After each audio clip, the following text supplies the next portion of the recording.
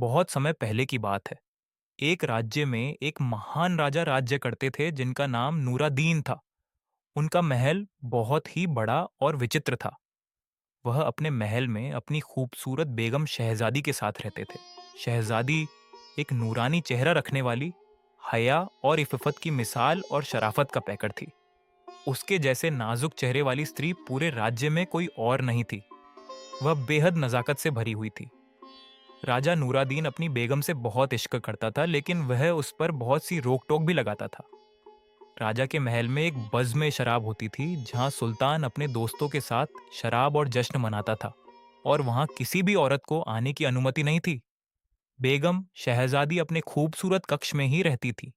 न तो उसे महल से बाहर जाने की अनुमति थी और न ही महल में इधर उधर घूमने की, क्योंकि उसकी खूबसूरती का हर कोई दीवाना था। इसी वजह से राजा नूरादीन उसे कहीं जाने नहीं देता था। नूरादीन के पास बहुत धन दौलत थी और उसके महल में एक से बढ़कर एक सुंदर कक्ष बने हुए थे।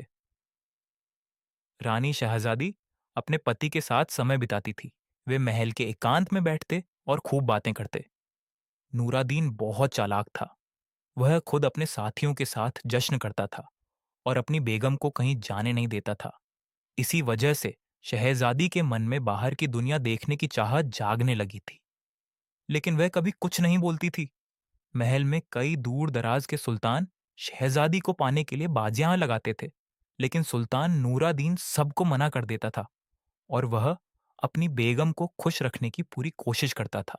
एक दिन महल में नूरादीन का छोटा भाई हमजा आया, जो नूरादीन से 100 गुना ज्यादा चालाक और राजनीति खेलने वाला था। वह 2 साल बाद महल आया था। नूरादीन अपने छोटे भाई से बड़े प्रेम से मिला। दोनों भाई बरसों बाद मिले थे। दोनों ने साथ बैठकर खूब बातें की और शराब भी पी। बातों बातों में हमजा ने कहा, भैया, मुझे अपनी बेगम यानी मेरी भाभी से तो मिला दीजिए। नूरादीन ने कहा, अभी तो शहजादी सो गई होगी, कल सुबह तुम्हारी मुलाकात जरूर कराऊंगा। यह कहकर नूरादीन अपने भाई को उसके कक्ष में ले आया और वहां से चला गया। अगले दिन हमजा महल की इमारत पर खड़ा होकर चाय पी रहा था और दूसरी ओर से नूरादीन और शहजादी आते दिखाई दिए। हमजा ने पहली बार शहजादी को देखा और वह उसकी सुंदरता देखता ही रह गया। उसके भीतर मानो अपनी भाभी को लेकर एक अलग ही नियत जन्म ले चुकी थी।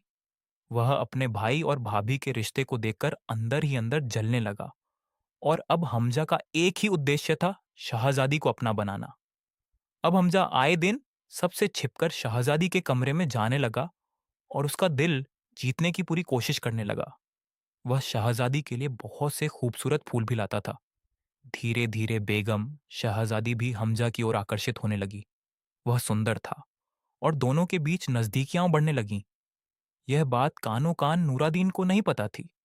भाभी और देवर के बीच प्रेम पनपने लगा। शहजादी बस महल छोड़कर खुली हवा में जाना चाहती थी और यह उम्मीद उसे हमजा से लगने लगी थी।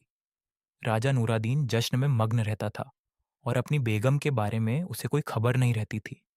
दिन बीतते गए और शहजादी पूरी तरह हमजा की दीवानी हो चुकी थी।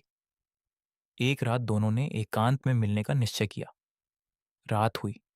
शहजादी महल की छत पर चली गई। चांदनी रात थी और वह बेहद खूबसूरत लग रही थी। थोड़ी देर में हमजा वहां आया और वह एक तोहफा भी लाया था, जिसमें इत्र की एक शीशी थी। यह देखकर शहजादी हमजा की दीवानी हो गई। तोहफे के बदले में हमजा ने शहजादी का हाथ थाम लिया और शहजादी उससे प्रेम की गुजारिश करने लगी। चांदनी रात में दो प्रेमी मिल रहे थे और उनके बीच एक नया रिश्ता जन्म ले चुका था। लेकिन शहजादी बहुत चालाक थी। घंटों साथ बैठने के बाद, इससे पहले कि हमजा और आगे बढ़ता, वह बचकर वहां से नीचे महल में आ गई और चुपचाप अपने कक्ष में जाकर नूरादीन के बगल में शांति से लेट गई। किसी को कोई खबर नहीं थी कि महल की शहजादी क्या गुल खिला रही है। अगले दिन नूरादीन और शहजादी साथ नाश्ता कर रहे थे, लेकिन शहजादी में एक अलग सी बेचैनी थी जिसे नूरादीन ने भांप लिया। उसे कुछ ठीक नहीं लगा, क्योंकि शहजादी बार बार इधर उधर नजरें घुमा रही थी। समय बीतता गया और एक दिन नूरादीन को महल में एक बड़े जश्न की रात रखनी थी और उसे शहर जाना था। वह शहजादी के कमरे में आया जहां वह अंगूर खा रही थी और उसने बताया कि उसे शहर जाना होगा। यह सुनकर शहजादी बहुत खुश हुई उसने तुरंत ये बात हमजा को बता दी। दोनों ने एक बड़ी योजना बनाई और शहजादी ने खुद अपने पति नूरादीन को सजाया संवारा। उसकी आंखों में प्रेम था, लेकिन वह प्रेम हमजा के लिए झलक रहा था। नूरादीन ने कहा, मैं जल्दी वापस आऊंगा, तुम महल से बाहर मत जाना। शहजादी चुप रही।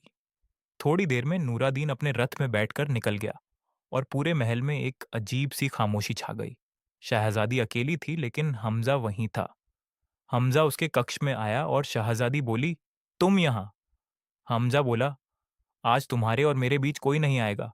आज हम दोनों अकेले हैं, क्या तुम मेरा साथ दोगी? शहजादी नहीं रुकी।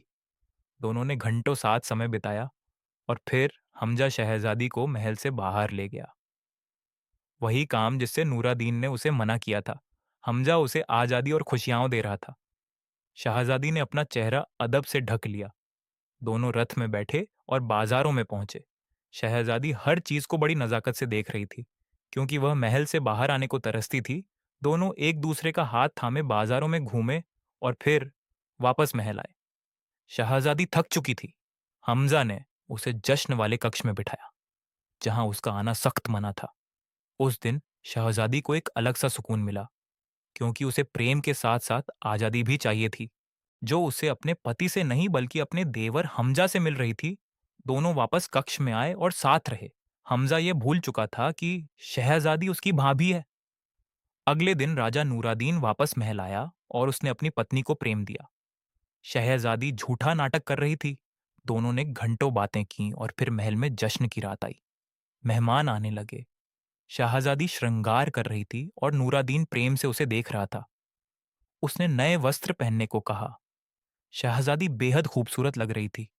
नूरादीन उसे महफिल में लेकर आया। सारी महिलाएं उसकी सुंदरता देखकर हैरान रह गईं, लेकिन शहजादी बेचैन थी, क्योंकि उसे हमजा दिखाई नहीं दे रहा था और नूरादीन उसे छोड़ नहीं रहा था। तभी नजर बचते ही हमजा और शहजादी एक कक्ष में अकेले थे कि अचानक नूरादीन वहां आ गया और उन दोनों को रंगे हाथों पकड़ लिया। दोनों भाइयों में हाथापाई शुरू हो गई। शहजादी रोने लगी। नूरादीन ने अपने ही भाई को महल से धक्के देकर बाहर निकाल दिया और अब शहजादी पर मुश्किलें टूट पड़ीं कि अब वह क्या करेगी। क्या वह अपने प्रेमी के पास जा पाएगी? क्या नूरादीन उसे माफ करेगा या हमजा कोई नई चाल चलेगा?